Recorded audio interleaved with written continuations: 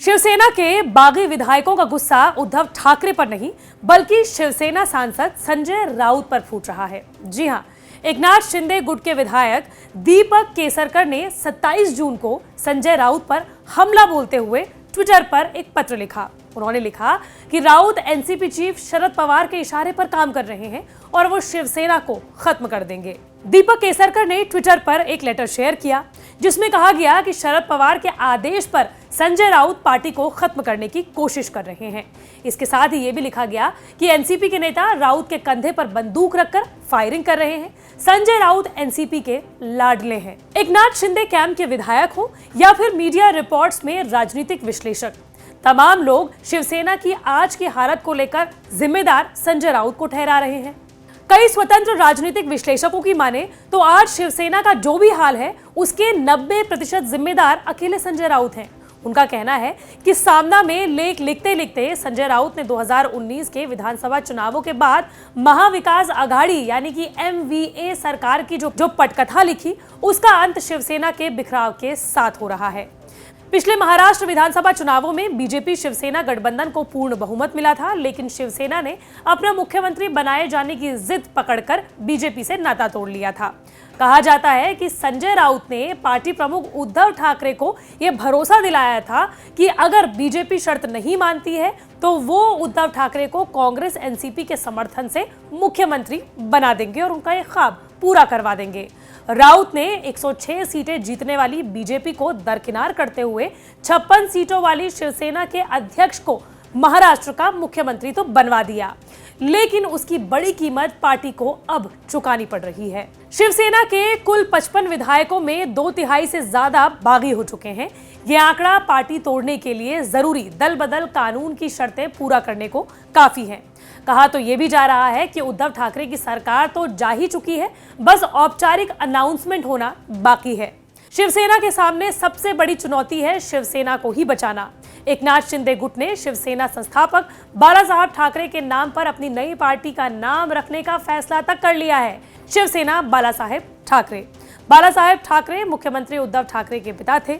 इस वजह से संजय राउत कह रहे हैं कि शिंदे अपने बाप के नाम पर पार्टी का नाम रखें। अपने बाप के नाम पर पार्टी बनाओ और अपने बाप के नाम पर वोट मांगो। हमारा जो पार्टी का बाप है उसका क्यों आप इस्तेमाल कर रहे हो? आपको तो 100 बाप है उधर। संजय राउत 1980 के दशक से पढ़ने लिखने के पेशे में रहे हैं, तो उनके पास शब्दों की कमी तो नहीं होगी, लेकिन फिर भी वो लगातार बागी विधायकों पर ऐसे शब्दों का इस्तेमाल करते हैं जिन्हें कम से कम उनके स्तर का नहीं माना जा सकता। लेकिन ये भी सच है कि किसी से स्तर की अपेक्षा और उसके वास्तविक स्तर दोनों अलग अलग चीजें होती हैं। संजय राउत के बयानों पर गौर करेंगे तो पता चलेगा कि उन्होंने अनियंत्रित बयानों से शिवसेना का जितना नुकसान करवाया है उतना शायद बीजेपी से संबंध तोड़कर धुर विरोधी दलों कांग्रेस और एनसीपी से नाता जोड़ने के कारण भी नहीं हुआ है। राउत का ये बयान ही देख लीजिए, कब तक छिपोगे गुवाहाटी में, आना ही पड़ेगा चौपाटी में। संजय राउत के इस बयान से कहीं ना कहीं ये माना जा रहा था कि वो बागी विधायकों को धमकी दे रहे हैं। लेकिन संजय राउत और बीजेपी का आखिर संबंध बिगड़ना शुरू कहां से हुआ? क्या बीजेपी की जो 2014 के लोकसभा चुनावों में बम्पर जीत हुई थी उससे संजय राउत बौखला गए थे? 2014 में प्रधानमंत्री नरेंद्र मोदी जब प्रधानमंत्री बने, बीजेपी पर हमला बढ़ गया। तब महाराष्ट्र विधानसभा चुनावों में बीजेपी को शिवसेना से अलग होकर चुनाव लड़ना पड़ा। चुनाव के बाद बीजेपी और शिवसेना साथ में आए, तब शिवसेना को दोबारा गठबंधन में लौटना पड़ा।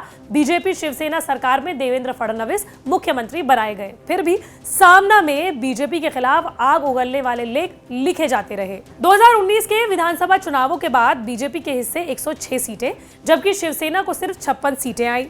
लेकिन फिर भी शिवसेना अपना मुख्यमंत्री बनाने पर अड़ गई। बीजेपी ने शिवसेना की शर्त नहीं मानी और दोनों का गठबंधन टूट गया। संजय राउत का माना जाता है कि इस गठबंधन तोड़ने में सबसे प्रमुख भूमिका रही। इतना ही नहीं, भूमिका निभाई शिवसेना का कांग्रेस एनसीपी के साथ महाअघाड़ी गठबंधन बनाने में। इन भूमिकाओं ने उद्धव ठाकरे और उनके करीबियों के बीच तो संजय राउत का काफी बढ़ा दिया, लेकिन बाकी शिवसैनिक उन्हें संदेह की नजर से देखने लगे। और संजय राउत शिवसेना के लिए कितनी बड़ी मुसीबत बन गए हैं उसको लेकर ऋत्विक भालेकर क्या कहते हैं वो भी सुन लीजिए।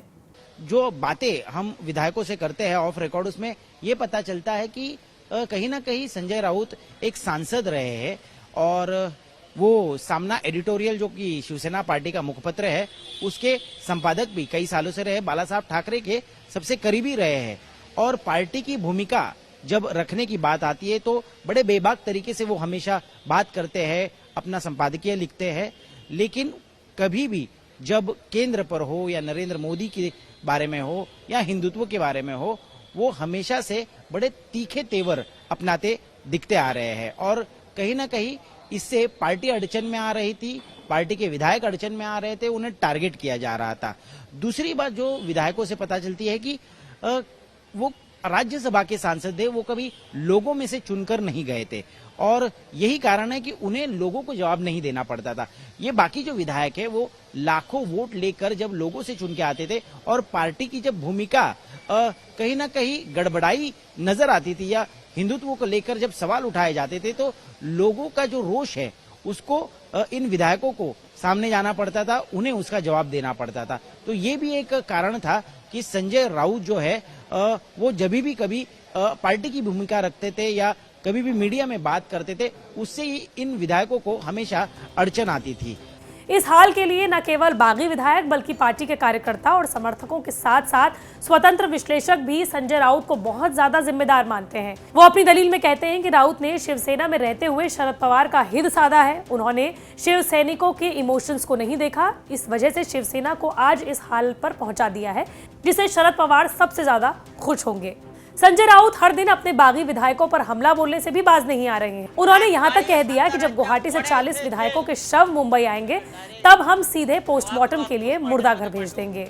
उन्होंने ये भी कहा कि शिव सैनिक सड़कों पर है, इशारे भर का इंतजार है। इस बयान के बाद हुआ ये कि बागी विधायकों के घरों और दफ्तरों पर खूब हमले किए गए।